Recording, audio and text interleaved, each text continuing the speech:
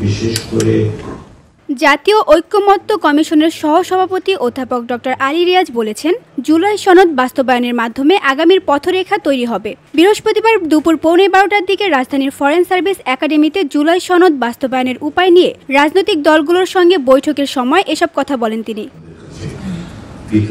তিনি বলেন, দুই-একটি বিষয়ে নোট অব ডিসেন্ট থাকলেও 84টি বিষয়ের মধ্যে অধিকাংশ বিষয়েই দলগুলোর একমত হয়েছে। তার মানে এক ধরনের রাজনৈতিক ঐক্যমত্য তৈরি হয়েছে।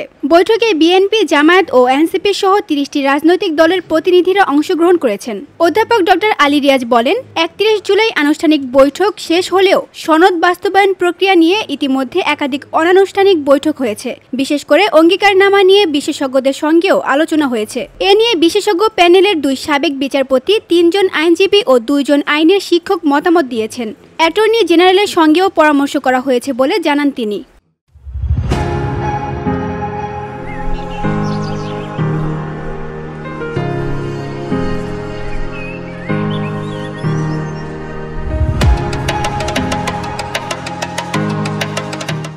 আলী রিয়াজ বলেন, এই প্রক্রিয়ায় কমিশন আসলে নিজের পক্ষ থেকে কিছু চাপিয়ে দিতে চান না। অনেকে বলেছেন, কিছু বিষয় এই সরকারও বাস্তবায়ন করতে পারে। তবে আজ আলোচনা শেষে সব রাজনৈতিক দলের অবস্থান সরকারকে জানাতে পারবো। এই বিষয়টি যত দ্রুত সম্পূর্ণ করতে পারবো, তত দ্রুত সরকারের কাছে পৌঁছে দেওয়া সম্ভব হবে। তিনি প্রতিটি রাজনৈতিক দলের অব্যাহত ও দৃঢ় সহযোগিতার প্রতি কৃতজ্ঞতা জানান।